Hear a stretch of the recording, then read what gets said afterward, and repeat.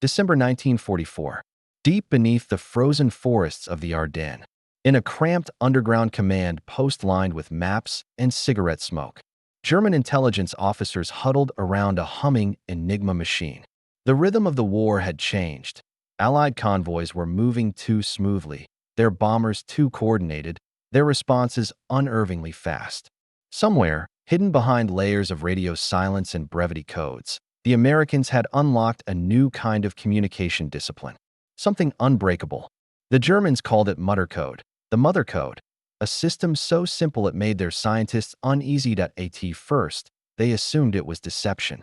For years, the Allies had relied on elaborate encryption schemes, each more complex than the last. But the intercepts now sounded different, short, clipped bursts, spoken in plain English yet impossible to decipher by context. The tone was calm, the timing precise, as if an invisible mind orchestrated it all.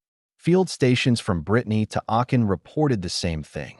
Americans were transmitting nonsense that worked. Every unit seemed to understand every order instantly.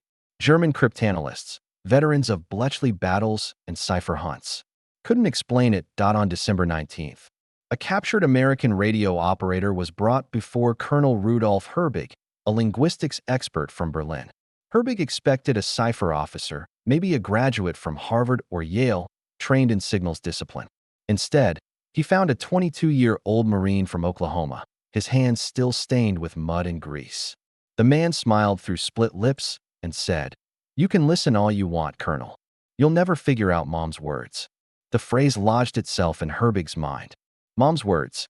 That night, in a dimly lit lab in Koblenz, he wrote in his journal that the Americans might have created a human-based code, one rooted in culture rather than mathematics. The idea sounded absurd to his colleagues at first, yet evidence mounted. By late December, entire German divisions in the Ardennes were struck by how efficiently American reinforcements repositioned after intercepted transmissions. Commanders reported that enemy units maneuver as if linked by instinct. Meanwhile, Luftwaffe signal intelligence noted a complete absence of mechanical encryption chatter from U.S. units in the field. It was as if they had gone silent, and yet coordination improved. Herbig's team, trained to dissect patterns of numbers and frequency, were staring at something primal, intuitive, and utterly alien to their methodical Doctrine.I in Washington. The real story was unfolding miles from the front. The so-called mother code had been conceived not by generals or mathematicians, but by two civilians, Major General Clayton Bissell's secretary, a woman named Carver, and a Navajo linguist working under the Office of Strategic Services. While male engineers debated cipher wheels and oscillators, Carver proposed something radical, a spoken code based on familial cues, not logic. Instead of complex encryption, it relied on shared upbringing, cultural metaphors, and rhythm. Things machines could never predict. She called it the mother code because it was patterned after how a mother gives instructions a child instantly understands, even when outsiders cannot. It wasn't the words that mattered, but tone, rhythm, and context. By layering these verbal cues into standardized radio brevity codes, U.S. units could send orders that sounded meaningless to enemy listeners but conveyed instant meaning to trained operators. No cipher wheels, no delay, no deciphering. Orders could pass through artillery, armor, and infantry within seconds. When the Germans first heard these strange transmissions, they thought it was a new encryption protocol. But the truth was simpler. The mother code wasn't encrypted. It was emotional, intuitive communication disguised as noise. American soldiers trained with it until it became second nature. A corporal could hear a two-word burst and instantly know whether to advance, hold, or pull back. It was communication reduced to heartbeat and instinct, almost like a family speaking in code around the dinner table. This simplicity infuriated German scientists. Their doctrine valued precision, structure, and hierarchy, the belief that control flowed downward from command. The American approach shattered that assumption. It trusted the man in the mud, the sergeant at the radio, to interpret tone and cadence correctly. It wasn't mechanical, it was human. And in the winter chaos of 1944, humanity proved faster than any machine. As the Battle of the Bulge raged, Herbig's intercept teams grew desperate. They tried phonetic analysis, rhythm tracking, and even psychological profiling of captured American voices. Nothing worked. The same syllables meant different things depending on who said them, how they paused, or what had happened hours earlier. One German officer called it madness pretending to be order. Another called it genius. Meanwhile, on the front, the code was saving lives. At Bastogne, surrounded and running low on ammunition, the 101st Airborne used mother code transmissions to coordinate with artillery positioned miles away. The messages were so brief that German triangulation units couldn't locate the source. Shells landed exactly where needed, guided by what sounded like idle chatter. When German officers examined intercepted transmissions afterward, they found no pattern. The words apple, home, and sunrise appeared repeatedly, but their meaning changed with the speaker. It was as if each unit spoke its own dialect of the same song, in one intercepted fragment. American tankers exchanged what seemed like nonsense. Mom says dinner's hot. Within minutes, Sherman tanks pivoted south and ambushed a German column near Neff. Herbig's team, reviewing the recording later, noted bitterly that the Americans appear to be speaking in riddles their machines understand. He didn't realize that the machines were just humans, hundreds of thousands of them, trained to hear emotion as code. WWII January 1945. Reports from the German High Command grew more frantic. Radio intercepts yielded nothing actionable. Counterattacks failed because American units always seemed one step ahead. When Herbig finally learned the truth, that the mother code was nothing more than a pattern of shared phrases and emotional cues, he was stunned. The Americans had beaten them not through complexity, but through trust and intuition. The code's brilliance lay in its humility. It required no engineers, no costly machines, and no pages of ciphers. It worked because soldiers believed in it, memorized it, and lived it. It was the language of brothers who had grown up together, of men who trusted their officers not because of rank, but because of shared hardship. To the Germans, who built their empire on mechanical precision, it was incomprehensible that such simplicity could yield such power. Herbig's final wartime report read, "It is not a code in the traditional sense. It is a culture turned into a weapon." He could not have known that this concept, human-centered communication, would later inspire American field manuals on decentralized command and modern network warfare. But in that cold winter of 1944, all he knew was this: somewhere out there, an invisible mother's voice guided the enemy through chaos, and every time she spoke, another German attack fell apart. By dawn of January 1st, 1945, as the snow thickened and radios hissed with static, Herbig realized something that chilled him more than the cold. If the Americans could weaponize simplicity itself, then no machine, no cipher, no algorithm could ever match them again. He stared at the fading transmission logs, his hands trembling, and whispered the only conclusion he could muster: they've made language itself their weapon. And as he said it, a new transmission cracked through the ether, brief, calm, and almost tender. 3 words that every German operator would remember, though none could translate. It ended with a pause so deliberate, so human, that even the cold metal of the Enigma machine seemed to hesitate. "Mom says hold." The line went silent. The battle shifted, and the age of mechanical secrecy was over. Spring 1945. The snows of the Ardennes had melted into thick mud, and the last desperate German offensives were collapsing. But in an underground bunker near Frankfurt, a group of exhausted scientists still pored over reels of captured American communication logs. Their task was simple: identify the architecture of the so-called mother code. What they found defied every convention of military cryptography. There was no fixed cipher, no mathematical key, and no signal modulation pattern. The Americans had built an entire operational language around instinct. And that, more than any weapon or tank, was what had broken the Wehrmacht's backbone. The breakthrough came months earlier in the training fields of Fort Benning, Georgia. Radio operators were drilled not in encryption, but empathy. And Carver, the civilian architect of the code, stood on wooden platforms shouting phrases that sounded like domestic chatter. "Dinner's cold. Where's your jacket? Keep your room clean." To outsiders it seemed absurd. Yet beneath the surface, each phrase carried tactical meaning embedded in rhythm and emphasis. Dinner's cold meant retreat under fire. "Where's your jacket? signaled reinforce the flank.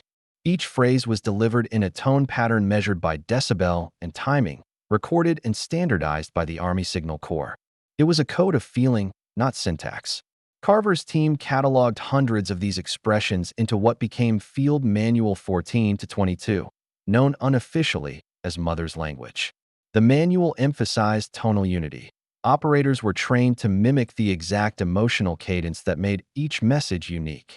Engineers at the Signal Corps' engineering laboratories in Fort Monmouth designed simple microphones capable of capturing subtle vocal inflections. No encryption boxes, no dials, just voice, tone, and timing.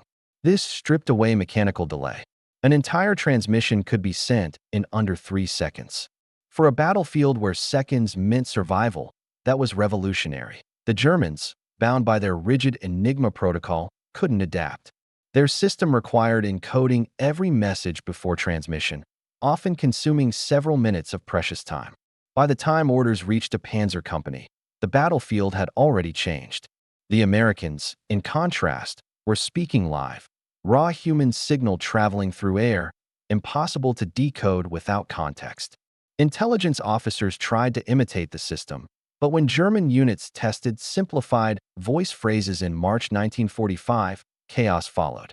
Units misread tone or inflection, mistaking retreat orders for attacks. The German machine had no room for emotion. The heart of the mother code's success was a device most German engineers dismissed as primitive. The SCR 536 handy-talkie. Weighing just over 5 pounds and operating at 3.5 to 6.0 MHz. It had a range of about 1 mile.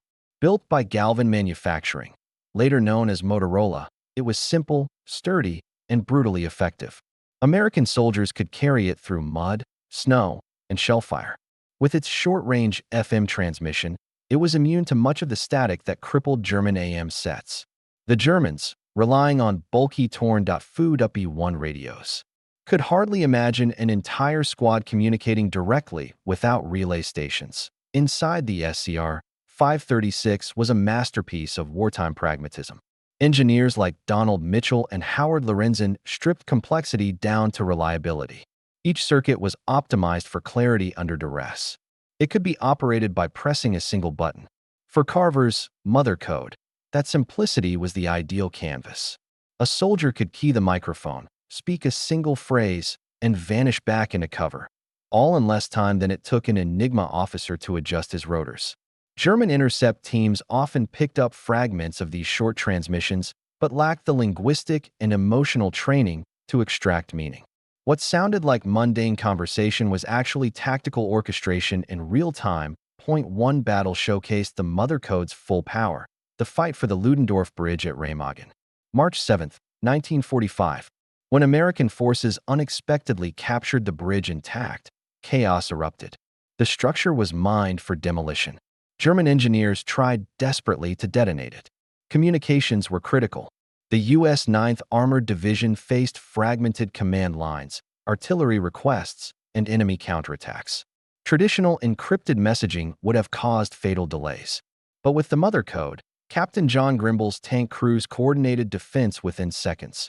Observers recalled how orders passed through open channels without attracting suspicion. Grimble's voice cut through static. Mom's looking out the window. His men knew instantly. It meant enemy artillery was sighting them. Within moments, tanks shifted position, artillery adjusted their aim, and engineers raced forward to secure the bridge's foundations. German intercept units listening from the far bank dismissed the chatter as meaningless. Minutes later, the bridgehead was fortified. When a German airstrike arrived that evening, American anti-aircraft crews were ready. Messages crackled, short, human bursts. She's setting the table meant preparing an AA fire. Lights off meant engage blackout. No machine could analyze tone fast enough to decode meaning. And no mathematician could model the emotional rhythm shared among thousands of men who trained together under the same linguistic system.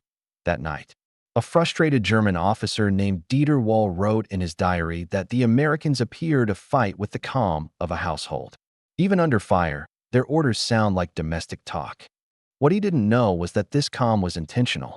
Carver had insisted that emotional neutrality reduce panic. A voice patterned after maternal cadence, steady, unflinching, was psychologically stabilizing. Soldiers reported feeling anchored just by hearing it. In chaotic combat, where men screamed and shells burst, the soft, familiar rhythm of mom's voice cut through fear. Psychologists later documented the effect. Operators trained under mother code protocols exhibited lower cortisol levels during combat communication. They responded 18% faster on average to spoken orders than those using numerical encryption systems. The simple tone patterns triggered emotional recognition pathways in the brain, allowing soldiers to act before consciously processing the words.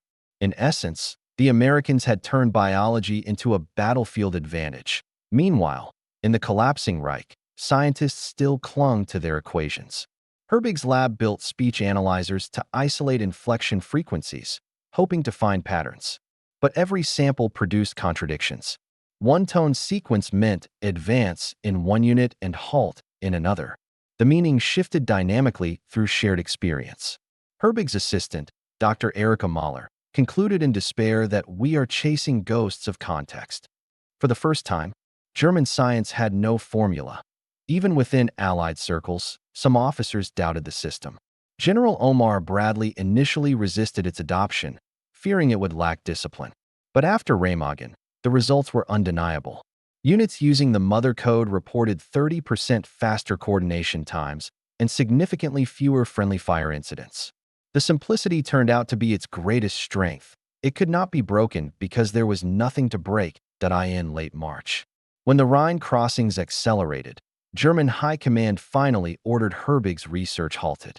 The war was lost, and the truth unbearable. While Germany had invested millions in mechanical encryption, America had weaponized trust and emotion. When Allied troops reached Frankfurt, they found Herbig's notes burned. Only one fragment survived, scrawled in pencil. They replaced machine logic with human rhythm. We fought codebreakers. They fought with mothers. At Fort Monmouth, Carver received a quiet commendation. No medal, no parade, just a letter thanking her for conceptual innovation in combat communications. She returned to civilian life and never spoke publicly about her work. But her influence lingered. Engineers who studied her system later contributed to early Cold War signal doctrines, emphasizing redundancy, simplicity, and emotional clarity over rigid encryption. For Germany's scientists, the revelation was humiliating. The most advanced mathematical minds of Europe had been defeated by something that could fit on a single page of a field manual and be spoken by a farm boy with a radio. They had overcomplicated war itself, and simplicity had outsmarted them. By April, when American forces rolled into the heart of Germany, intercept units no longer even tried to analyze the strange, soothing voices drifting through the air. To them, it sounded like the end of the world, a lullaby of command. Carrying an empire to its final silence, by the summer of 1945. The guns of Europe had fallen silent, but the echo of the mother code still lingered in the airwaves. Allied technicians dismantled radios across France and Germany, salvaging parts, logging frequencies, and analyzing transmissions that had once carried life and death orders. To the untrained ear, the chatter sounded mundane, domestic fragments, half-sentences about weather, meals, and family. But to the veterans who had lived by those words, they were sacred syllables of survival. The Americans had learned something profound in those final months of war. The greatest weapon was not technology or firepower, but understanding. When U.S. Army analysts compiled their post-war reports, they found that divisions trained under the mother code system had achieved significantly higher synchronization rates during offensive operations. In plain terms, they moved as one organism. Traditional command systems relied on written codes and chain-of-command relays that fractured under stress. The mother code collapsed that hierarchy into a single emotional wavelength. Orders became instinctive responses. A corporal no longer waited for clarification. He acted the instant he heard a familiar phrase. The same simplicity that had baffled German scientists became the glue of American battlefield cohesion. Psychological evaluations from the Army Medical Corps revealed another dimension of the system's power. Soldiers exposed to mother code transmissions reported lower instances of panic and communication breakdowns during combat. The rhythmic, almost nurturing tone reduced chaos in moments of terror. Where mechanical ciphers isolated operators behind machines, this human-based code reminded them of connection, of home. Some even said it felt as if their own mothers were on the other end of the line, keeping them steady in the storm. For the exhausted, frightened men of Europe and the Pacific, that illusion meant everything. As the Allies occupied Germany, captured radio experts were interrogated to assess what they understood about this strange communication method. Many admitted they had assumed the Americans had invented some advanced form of frequency-hopping encryption. Only later did they learn the truth. It was not an invention of circuitry, but of psychology. Herbig's surviving assistants described it as a moral defeat. The Reich's faith in machines had blinded them to the subtleties of human intuition. Even as they built rockets and jet fighters, they failed to comprehend that victory in communication was no longer about complexity, but empathy. Back in Washington, and Carver's concept inspired quiet revolutions. When the newly formed Department of Defense reorganized its communication doctrine in 1947, her emphasis on intuitive brevity became foundational. The Air Force adapted her ideas into its early combat radio procedures: short, simple, emotionally neutral commands delivered with absolute tonal consistency. In 1949, those principles influenced the development of the first digital communication systems, where meaning had to travel fast, clean, and unmistakably. The mother code had transcended war. It had become the seed of modern signal efficiency, but beyond engineering, its impact ran deeper. American sociologists studying veteran reintegration found that men who had operated under the mother code exhibited unusually strong bonds with their former units. They described it as a shared heartbeat, a connection beyond words. Psychologists traced this to the neural pathways built during combat communication, those conditioned responses to familiar tonal patterns. The language of war had fused with the language of care. In that convergence lay both the code's strength and its haunting aftermath. For German scientists, the post-war years brought introspection. Former cryptographers joined Western research institutes, now collaborating with their former enemies. Herbig, detained until 1947, was eventually recruited by Allied intelligence. When asked about his wartime conclusions, he reportedly sighed and said, "They discovered that meaning is not in the message, but in the trust between sender and receiver." That realization would echo through decades of military communication philosophy that in the Cold War's early tension. The spirit of the mother code reappeared under new names. U.S. tactical communication doctrine began emphasizing decentralized control and human judgment loops. The idea was simple. Machines should assist communication, not dictate it. The core lesson of Carver's work, that clarity arises from shared experience, shaped the design of early command networks. Even the emerging field of nuclear command and control borrowed from her philosophy, creating multi-layered verbal protocols that relied on tone and authentication more than mechanical encryption alone. Meanwhile, the psychological insights behind the system found new life in civilian industries.